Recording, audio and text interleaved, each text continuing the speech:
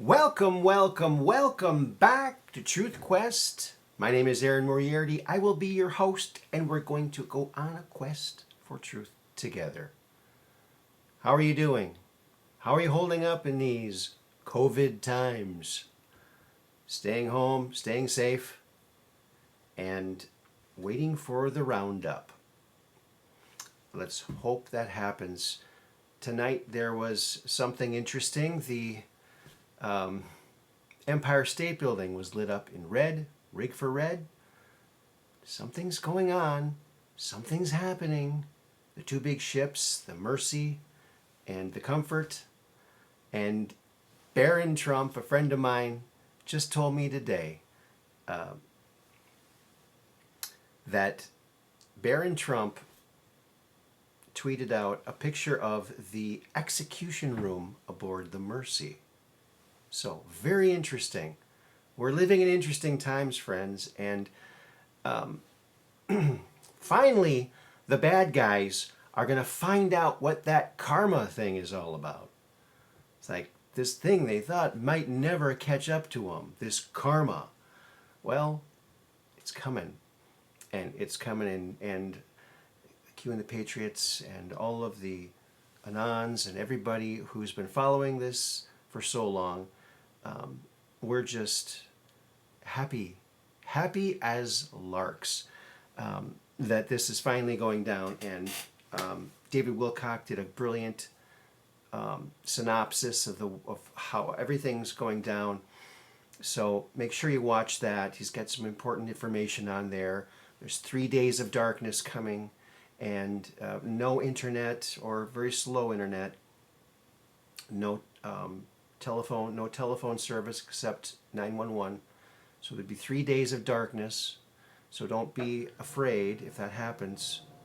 It's celebration time because the bad guys are being rounded up. That's what that will mean, according to David Wilcock's latest briefing, which also Corey Goode also gave that same information a few days earlier. So thank you, Corey, and thank you, David, for that information, and we'll certainly be heeding that as we go forward. Well, today we're going to talk some more about Andrew Basiago. Now, as you might know, Andrew Basiago ran for president this last time, 2016. And for a while he was listed as the number 6. He was in line at number 6 possibilities. They were taking bets, and he was way up there. There was like 53 people. I think Scott Walker was the bottom of the poll, and Andrew got up to number 6. I thought it was pretty impressive. But he was told that one day he would be president, and so were George Bush Jr., George Bush Sr. Together they were told that they would be future presidents at the La Hacienda restaurant in 1971, and an excited young Bush Jr. went from table to table and went, "Did you hear that? Did you hear that? Me and my daddy gonna be president." And Andrew remembers everything, so he's got a very good memory. It's so funny to hear him talk about this.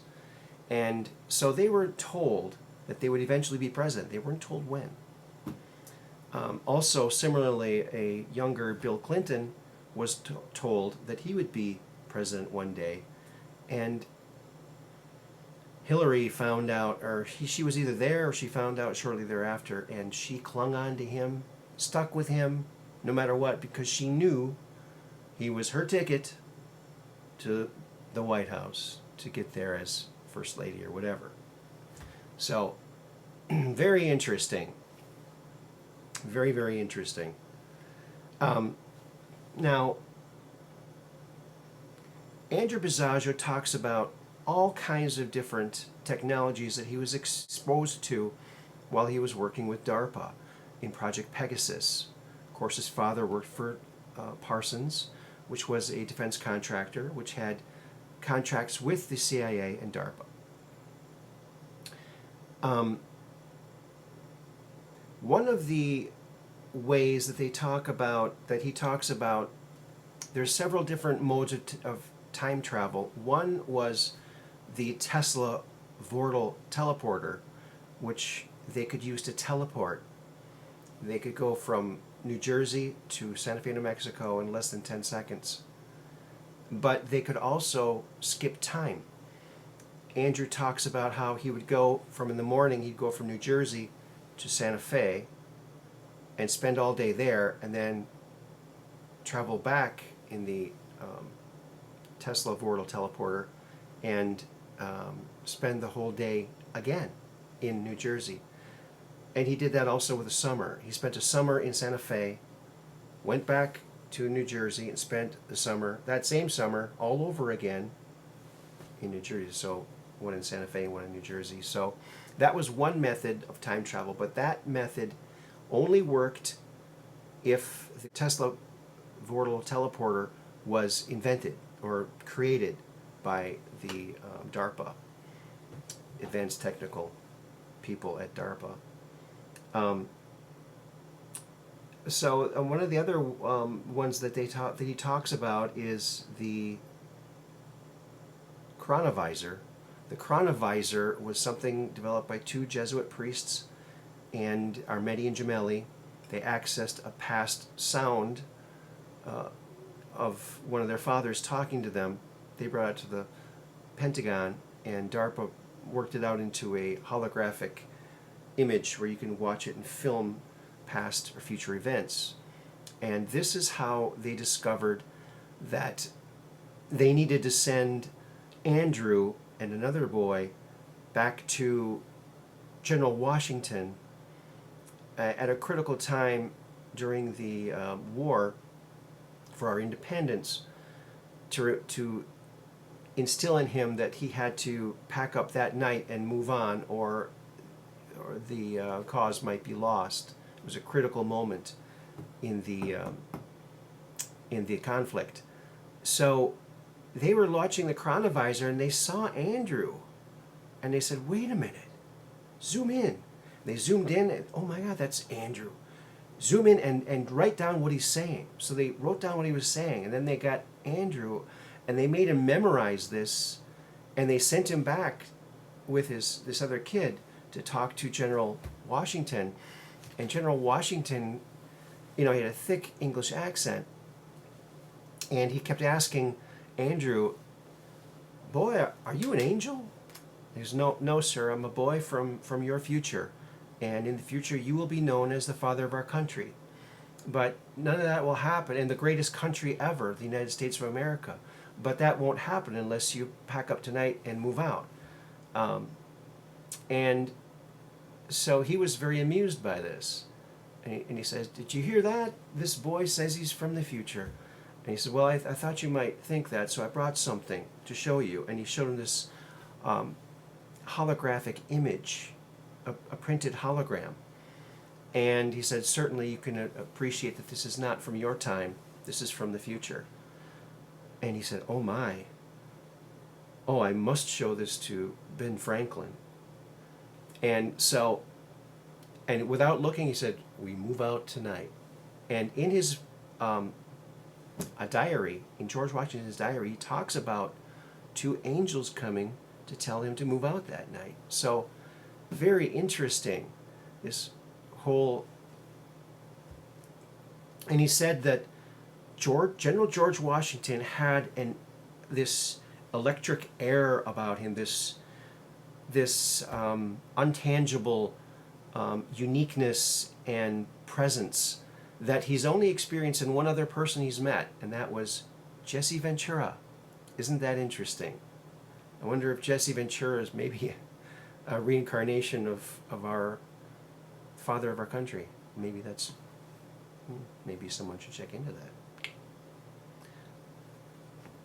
Another method that Andrew talks about in his days as a child participant in Project Pegasus was the Montauk chair. And the Montauk chair is a chair that they actually got from an extraterrestrial vehicle. That these vehicles go so fast that you have to anticipate what's coming. So when you sit in this chair, you experience real events in your own history, in your own future. And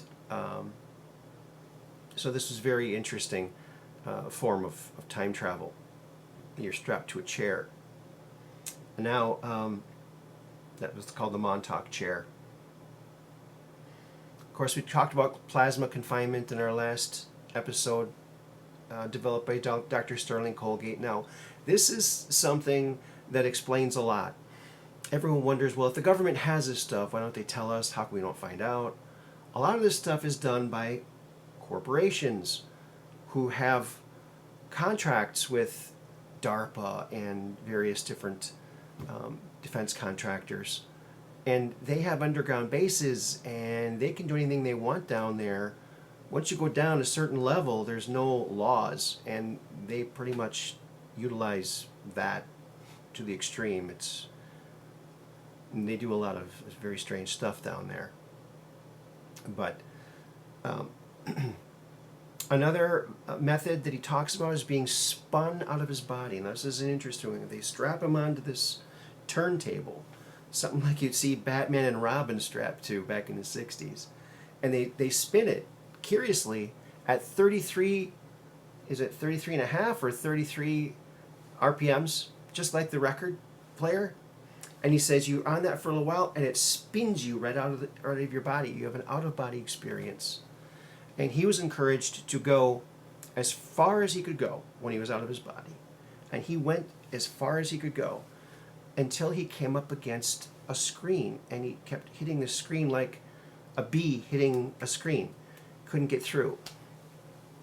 And when he came back, he told them in his debriefing that he experienced this, and the woman that was taking his testimony said, "Oh yeah, we've heard that from other people." This was in the early 70s, late 60s, early 70s.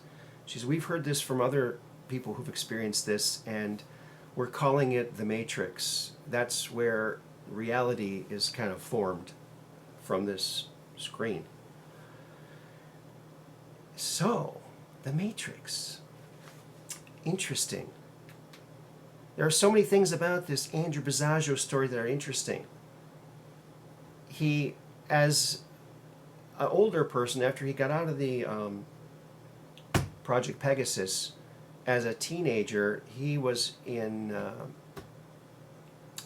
California, College of Siskiyous, taking a course about Mars, and he was part of the Mars Jump Room program. Brett Stillings was there. Bernie Mendez was there. These people corroborate his story. Barry Soetoro was there, a.k.a. Barack Hussein Obama. And so Barack Hussein Obama his real name is Barry Soetoro, folks. Barack Obama's real name is Barry Soetoro, and he was in the Mars Jump Room with Andy, and it's crazy. Now, Andy remembers seeing Stanley Ann Dunham. Stanley Ann Dunham was Barack Hussein Obama's, Barry Soetoro's mother, or CIA handler, maybe both. There's some question about if that's his real mother or not, but she was there nonetheless. And Andrew remembers her giving a speech about prejudice, because she experienced a lot of prejudice because she had a black husband and a black child, and she was white. So she was part of the program. She was there with a few of the other parents. So, yes. Now, when they went to Mars, now Andrew swears up and down they went to Mars. Now, Bernie Mendez was hired by Nixon to figure out if this was real. He took a flare gun to the Mars Jump Room, which is an elevator which turns from rectangle to cylindrical, and it kind of twists you, and you morph, and you end up under the surface of Mars, and then you go up a few flights of stairs, and you're on the surface of Mars. And Bernie brought a flare gun, and he gave it to Barry Soetoro to shoot. He shot the flare gun, it hit the ceiling, it hit the sky and bounced back. So were they really on Mars? Was there a protective bubble over them so they could breathe better? We don't know. But the testimony that Bernie Mendez gives about the aliens thinking, some of the aliens thought that our transmissions were real, and we were asking their advice to go into this other kind of space when they did the Philadelphia experiment. In preparation for that, they're opening up little windows in space-time and shooting little probes through. And now we're going through there. They're bringing us through there. They might have said, okay, you want to go to other planets. So they might have looked at our transmissions and, like Star Trek, oh, this is what they think other planets are. So let's make a little set. And maybe that's why, it was like a set. Maybe they conjured this up in this other strange space where they can create realities. Very strange. So did they really go to Mars? Not sure. It's a question, it's a mystery, and that's why we need to get the truth. We need to get full disclosure so all this stuff can come out and we can know the true history of planet Earth and human beings and the true advances that we did make. So that's what I say. And this Andrew Basiago story is just amazing to me, and all the corroborating, other people corroborating the story is absolutely amazing. So next, I want to talk to you about my other favorite person to talk about, and you know who that is. Can you guess? I'm going to leave you hanging. Did you guess it yet? I'll wait.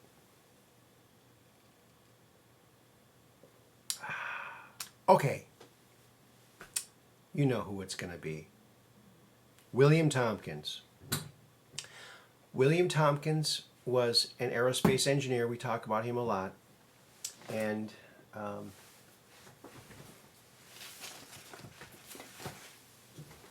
his book, Selected by Extraterrestrials, he's an American hero. It's a great book.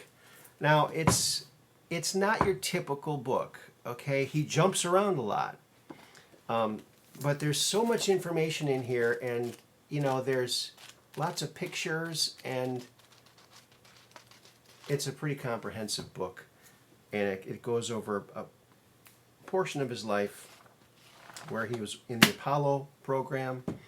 He was getting messages from his extraterrestrial secretaries. And he designed miles-long spacecraft that were built and deployed in the 1980s under the Solar Warden program and the Radiant Guardian. Now, these ships were built. They never told him they were built.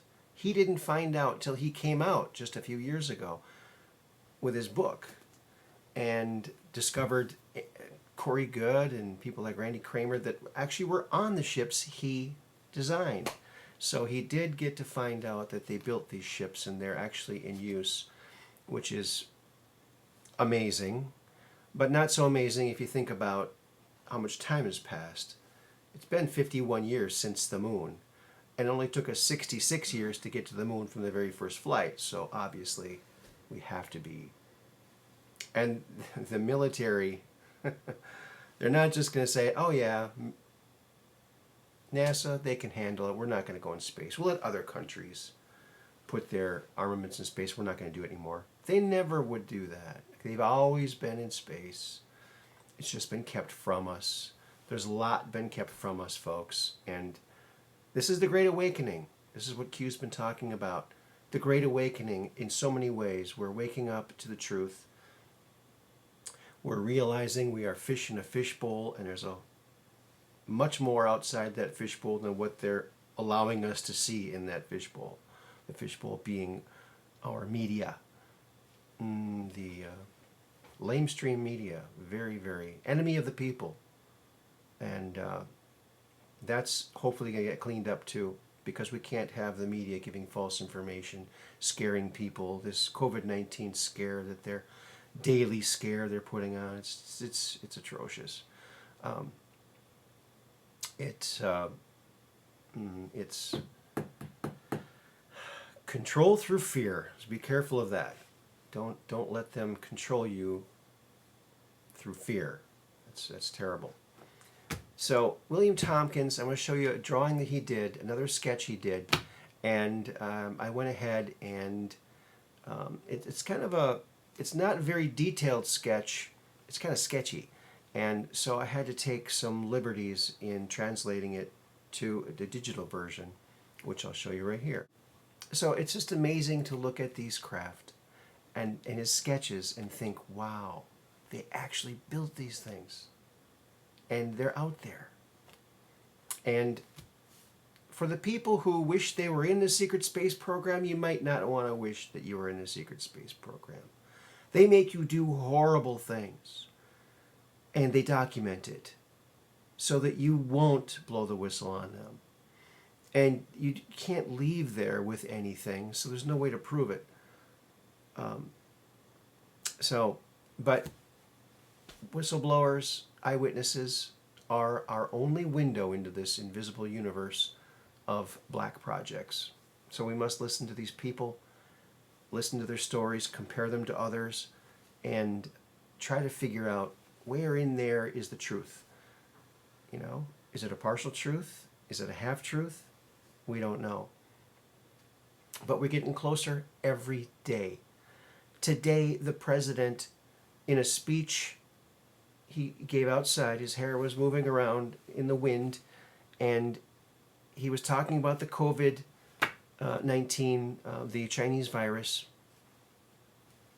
and how it's now in 152 or 154 countries. And he said, curiously, he drops these little nuggets every now and then in his speeches, in his interviews, in his pressers. He said, yeah, 150 some, that's like 52, 153 countries. He said, I was just speaking with someone today who's not from this particular world. They didn't even realize we had 150 countries. So is that disclosure? It's a disclosure hint. And we're getting lots of disclosure hints, friends, from the president, from the president's team, of course, Space Force, the initiation of Space Force, the first new branch of the military since 1947, Roswell crash. It's all significant. And so they're going to be rolling out information from the Space Force, information and technology that has been developed for many, many decades. But we're finally going to know the truth, and we got to keep pressing. They have to hear from us. So if you're listening to this, call your elected official and try to get them to release this, because take a look at this sketch and this rendering of what it might have looked like, this ship, these kilometers long ships that are flying around in our solar system as we speak. I'm making amazing discoveries. Now, there's another ship that I did of one of these ships over Jupiter. Now, Corey Goode talks about how he was on a research vessel in the secret space program when he first started, and one of the experiments they did was they explored the planets, exploring Jupiter, and they discovered these plasma life forms in the upper atmosphere of Jupiter. Very interesting. He said that they tried to gather them, to bring one in, a specimen in to the ship, but they perished. But they showed preservation of life, because when they tried to get another one, they moved away. They consumed, they expended energy, and they multiplied. So Corey said we're going to have to expand our idea of what life is, because this is a plasma life form living off the radiation of the upper atmosphere of Jupiter. Very interesting. So there's life, very foreign, very alien life on Jupiter. This is amazing. So they also sent a probe into the sun in Corey Goode's research vessel. It had like a force field around it to keep the heat from getting to the probe. And they sent it into the sun through a sunspot. And when it got inside the sun, it was cooler in there. And there was a core at the center, but it's an electroplasma sun. It's an electroplasma universe. And all planets and galaxies and stars and planets are all connected by these electromagnetic filaments. And they can enter these filaments and travel great distances very rapidly, but it's always shifting. You have to use advanced mathematics that was gifted to us by these extraterrestrials. And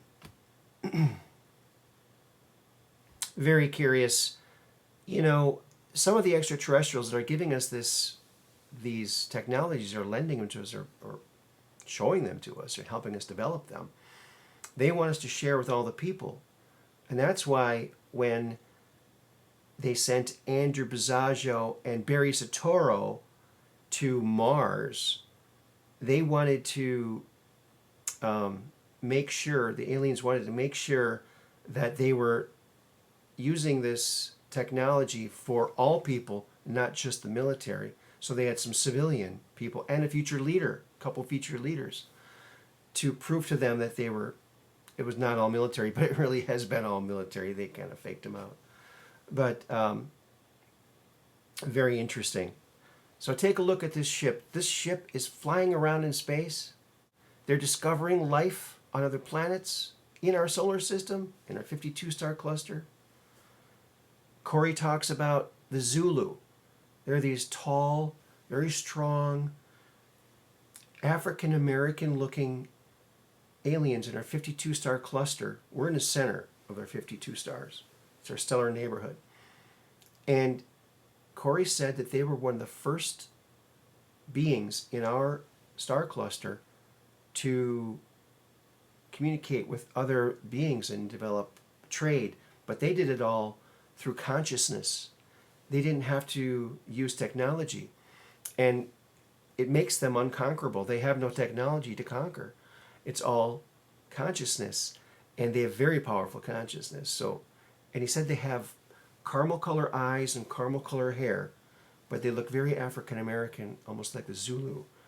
So check him out. He's going to be talking about these people some more. Very interesting. We have to listen to these people. There was a time back in antiquity when someone witnessed something, they were actually listened to, and they even wrote books about it, like the Bible, when they witnessed things. So when someone says they saw something, we should listen to them. And if there are other people who saw the same thing, then that adds a great deal of credibility to the original discovery. So, friends, thank you for coming by again for another episode of Truth Quest. I want you to know that the hoax contest is still on. I want you to email your hoax videos, do a UFO hoax video. Doesn't matter what you use. Keep the language, not swearing or anything. Maybe a little. But make it funny. Try to make it funny. And you could win this game. Tetragon 2. This is a game I invented. It's a non-violent game of strategic creation. First one to make 2 complete squares or tetragons wins, but the other person will get one more try. And it's a great little game. And if you're stuck at home and you have a friend, a partner there, or some kids, or your wife or girlfriend or friend, you could play Tetragon. It's a great game. Non-violent game of strategic creation. Also, check out my t-shirts below. We got some great designs. One of the designs is this right here that I drew. and that's of an important Q event that happened at one of the rallies, and to be nice when the rallies come back. You know, this COVID-19 thing was a planned thing to hurt Donald Trump in the upcoming election, but it's only going to help him because he's being very presidential. And like David Wilcock says, he's your daddy. So, friends, thanks again for stopping by. I hope you join us next time on Truth Quest. Until then, keep looking up, keep those cameras ready, and send in your hoax video. Email it right to me on the screen here, right down here. And we'll see you next time out on the web. Peace in.